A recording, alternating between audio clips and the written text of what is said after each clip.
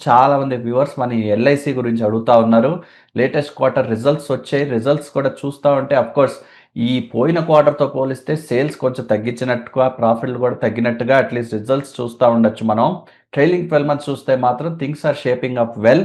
అంటే కొత్త బిజినెస్ కూడా వాళ్ళు అక్వైరింగ్ చేయటానికి ఏదైతే ఆ బిజినెస్ ఉందో 20% పెరిగినట్టుగా వాళ్ళు అనౌన్స్ చేయటం. ఓవరాల్‌గా LIC again not just insurance but huge investment player కాబట్టి ఆ ఇన్వెస్ట్‌మెంట్స్ కూడా ఎలా మూవ్ అవుతాయో దాన్ని బట్టి గూడా వారి ఆదాయాలు కైండ్ ఆఫ్ లింక్ అయి ఉంటాయి. సో, ఇలా ఈ స్ట్రక్చర్‌లో ఈ results stable, good, continuing to be good.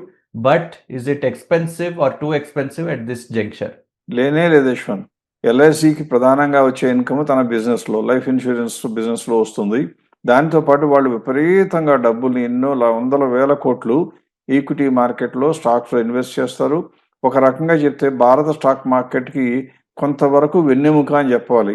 ఎందుకంటే ఏ స్టాక్ అయినా విపరీతంగా పడిపోతే మన ఫిలాసఫీ లాగా ఫండమెంటల్ స్ట్రాంగ్‌గా ఉన్న కంపెనీ పడిపోతే ఎట్టి పరిస్థితుల్లోనూ భయం అనేది జరగకుండా ధైర్యంగా ఇన్వెస్ట్ చేయగలిగే కంపెనీ ఇండియాలో ఏదైనా ఉందా అంటే అది లైఫ్ ఇన్సూరెన్స్ కార్పొరేషన్.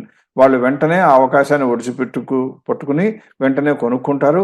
కొన్న తర్వాత 2 ఏళ్ళు, 3 ఏళ్ళు, 4 ఏళ్ళైనా అవసరమైతే అట్టు పెడతారు గానీ అంత భయపడవలసిన అవసరం వాళ్ళకి రాదు.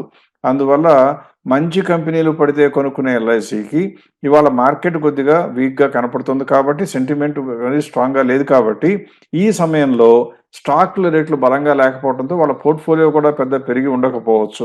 అందువల్ల మార్కెట్ సబ్డ్యూడ్‌గా ఉండటంతో రేటు తగ్గిన మాట కరెక్టే కానీ తగ్గకూడని షేర్ ప్రైస్ ఇది.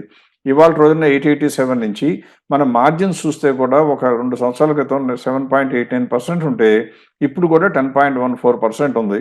ఇంత విపత్కర పరిస్థితులున్నా కొద్దిగా గొప్ప అన్‌సర్టెనిటీ మార్కెట్‌లో ఉండి అందరూ భయానికి లోనవుతున్నా కూడా ఈ కంపెనీ యొక్క మార్కెట్ ప్రైసే చూస్తే ఒకప్పుడు 636,000 ఉన్న మార్కెట్ క్యాపు ఇప్పుడు ఏకంగా 5,61,000 అంటే మోర్ దాన్ 10% ఫ్రమ్ ఆ పీక్‌లోంచి 636 నుంచి కూడా పడిపోయింది. అందువల్ల ఇది కొనటానికి అనువైన కంపెనీ అంటే 100కి 100 పాళ్ళు కొనదగిన కంపెనీ, కొనవలసిన కంపెనీ, మన దగ్గర ఉంచుకోవలసిన కంపెనీ. మనకు ఆల్రెడీ లైఫ్ ఇన్సూరెన్స్ బిజినెస్‌లో ఎక్స్‌పోజర్ 20% దాటితే కొనకూడదు కానీ అదర్‌వైజ్ ప్రతి ఒక్క ఇన్వెస్టర్ కూడా ధైర్యంగా కొనుక్కోవాల్సిన కంపెనీ. బికాజ్ మార్కెట్ క్యాప్ పెద్దది, పేరొందిన సంస్థ, దాదాపుగా కాంపిటీషన్ ఉన్నా కూడా ఒక రకమైన అగ్రగామి సంస్థ, ఎదురులేనిది. అందువల్ల ఇది కొనుక్కోవాలి. పైగా మన ఫెయిర్ ప్రైస్ ఎంతుంది? రూ. 1,200 దగ్గర ఉంది. రూ. 1,194 అంటే 34% ఇంకా గ్యాప్ ఉంది ఇక్కడి నుంచి. సో, ఎట్టి పరిస్థితుల్లో కన్ను ఆర్పవలసినటువంటి ప్రమాదం కూడా లేకుండా కొనుక్కొని ఉంచుకోవాల్సిన కంపెనీగా ఎల్ఐసిని భావించాలి.